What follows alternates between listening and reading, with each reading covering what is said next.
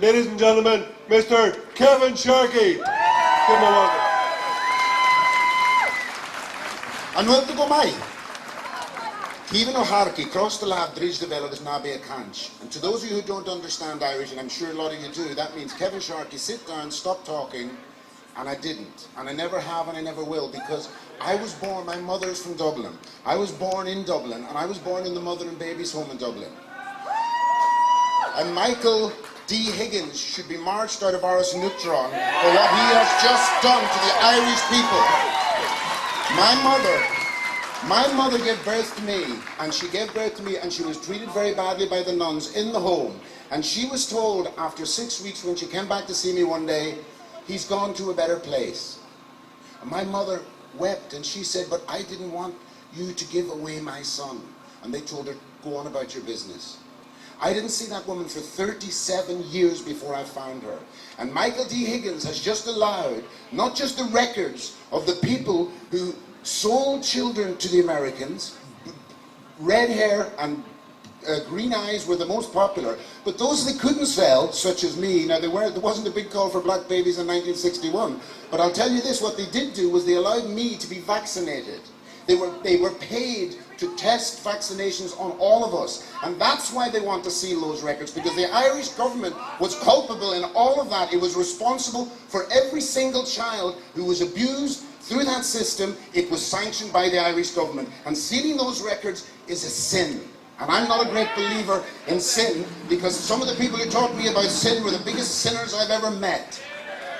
Now, where I grew up in Donegal was a very small fishing village. I was the only black kid in the village. Now you might expect that would make me somebody who's picked on, somebody who wasn't treated well. The opposite was the case. What I experienced was real Irish hospitality, real Irish love. They didn't look at me as an outsider, they brought me inside. They were good people, and they are still good people. And I've watched over the years Irish people being silenced, being told, wait, be quiet, go to the back of the queue. My mother, if she made a pot of stew and walked past us with empty plates and went next door to feed the kids next door, she'd have been in the mental hospital on Monday morning. And that's what's happening in this country right now. Irish people are being told, you don't matter, we have a program here which means you are end of the queue, you're at the back of the system. So don't let anybody tell you, because you're proud to be Irish, that makes you a racist. That's bullshit. Bullshit.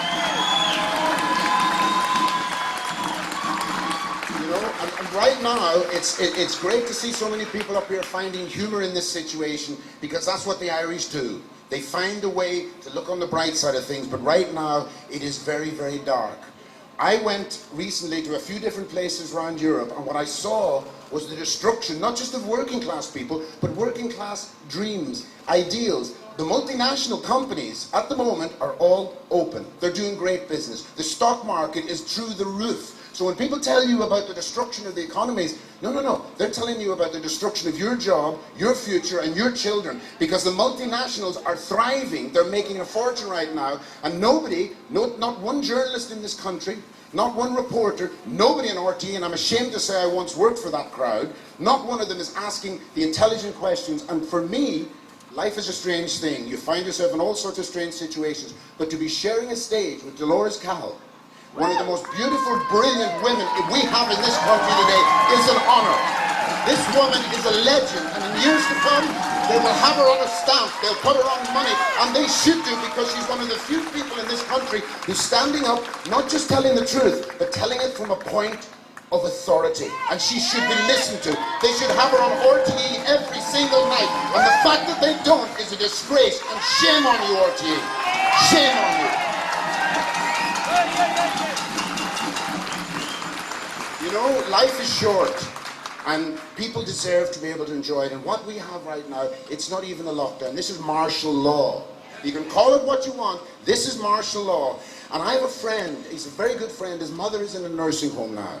She's an old lady, and she's got Alzheimer's. Every evening, she cries because her son hasn't been to see her. And the nurse explains to her, there's COVID-19, there's the coronavirus, and she settles down. But the next day, she's forgotten.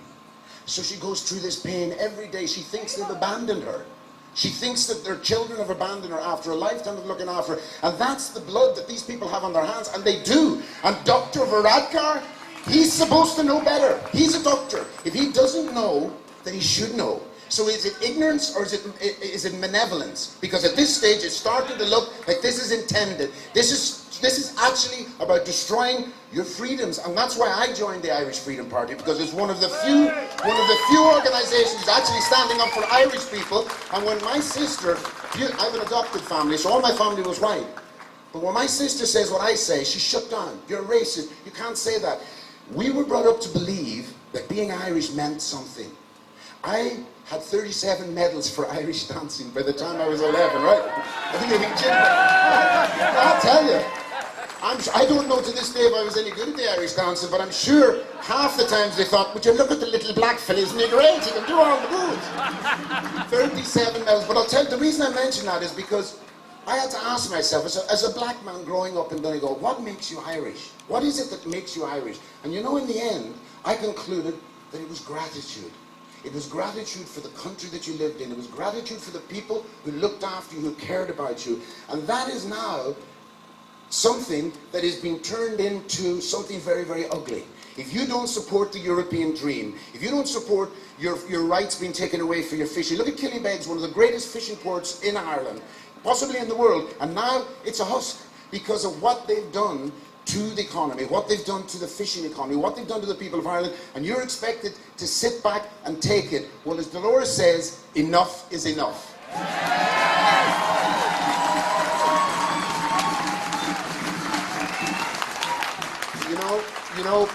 People talk about who are they that are doing all this. What we now know that we didn't know 1 year ago is they've come out of the shadows. Bill Gates, a man who can't keep viruses out of a computer, wants to keep them out of you. Look, Michael D. Higgins, possibly the only man ever to fly on Ryanair and not complain about the legroom. That man has serious questions to answer, not just about his time at this, as the scout leader of Ireland, but he needs to be questioned about what he did and what he didn't do while all of the abuse that was going on in those places. The mother and baby's home, this one thing which they have swept under the rug, it's not going to go away, and it shouldn't be allowed to go away. Who's going to be alive in 75 years? And the reason that they've all come together to do this, and what's happening to us right now, is that protesters were getting louder and louder and louder and louder, and they were saying, no, we do not like this, we will not stand for this, and we will not let people take our freedoms away from us. So that's why this is happening. You look, where are the protesters in Paris now? Gone. Where are the protesters in Hong Kong? Gone. So this pandemic, and there is no pandemic, by the way, it's bullshit. There is no pandemic. This is just a cover for taking away your freedoms and putting you back in your place. And you cannot let that happen. And you cannot let this small group of people, and they're a very, very small group of people, and they are scared because they know that if the penny drops, they will be torn limb from limb. There's far more of us than there is of them.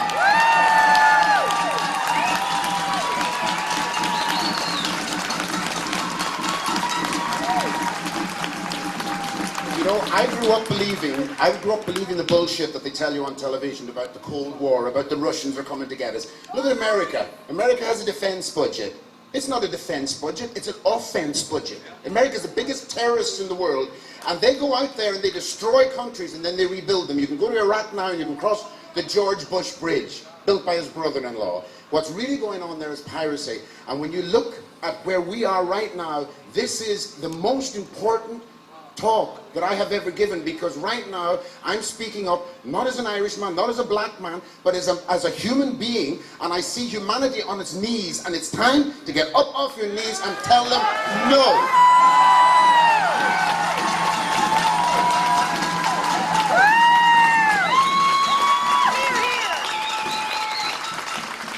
So, to finish up, what I would like to say to you all is every single person here today, and I really mean, do you mind if I take a picture of you all? Because it's something else, man, it's something else.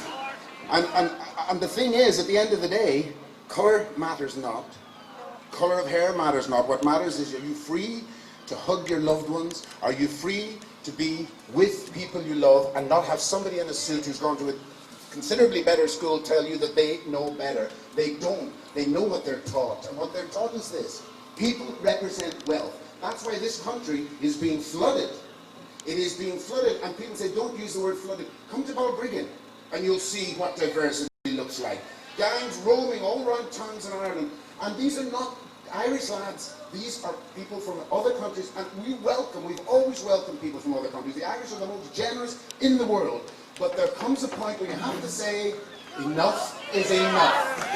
You cannot do this to the Irish people, and they tell you, you don't see it on RT, you don't read it in the Times, nobody will report on it. Why? Because it's part of the plan. Because the banks that are behind the European bureaucrats want one thing and one thing only, and that is new consumers. So they can sell more shit to them. And we wised up, we stopped buying it. But that's what this is about. And every person that comes to this country, whether they work, contribute or not, will spend the money they get here. It might be dole money, it might be wages, but in their minds, more people is better. Forget your culture, forget your customs, and that is not good enough. So all of you being here today is an incredible thing, and it's a beautiful sight to see. I really, really thank you all for coming, and I thank Herman from the Freedom Party. Smile!